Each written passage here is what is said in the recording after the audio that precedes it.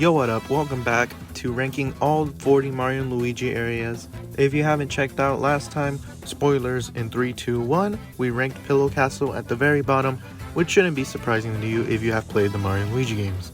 I even have Luigi himself to confirm it. What do you have to say about this? I couldn't have said it better myself.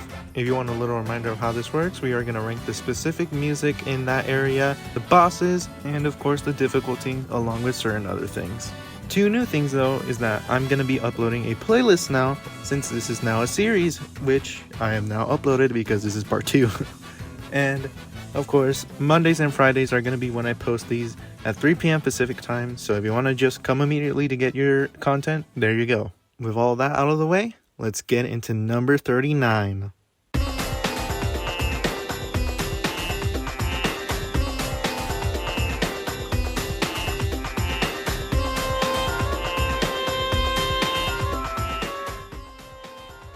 Just a few more maps before we can finally get to the good stuff. With difficulty, I'm going to give this a 3 out of 10, mostly carried by the boss. But a little more importantly, we do have bros attacks to talk about, such as Drill Shell, Rocket Blast, and Trio Kite. Where the hell do I start with these? The Rocket Blast, you have to jump on enemies and then control your rocket in an area full of spinies, so what the f is up with that? Not to mention that there's 3 goddamn mashing attacks already. What's up with that? That's 20% of the special attacks that you have to... What? Just a miss, dude. What is up with that? Even with that, the attacks are kind of just underwhelming. Besides Trio Kite, I like Trio Kite. And actually, it's all utilized pretty well in the boss, I will say. Speaking of which, we might as well talk about it. You can use pretty much any bros attacks you want on them, which is pretty fun in my opinion. They also have pretty good dodges as well, since you have to start utilizing your hammer to defend yourself. It's a nice build up for this boss fight. I'm gonna give it an 8 out of 10 actually.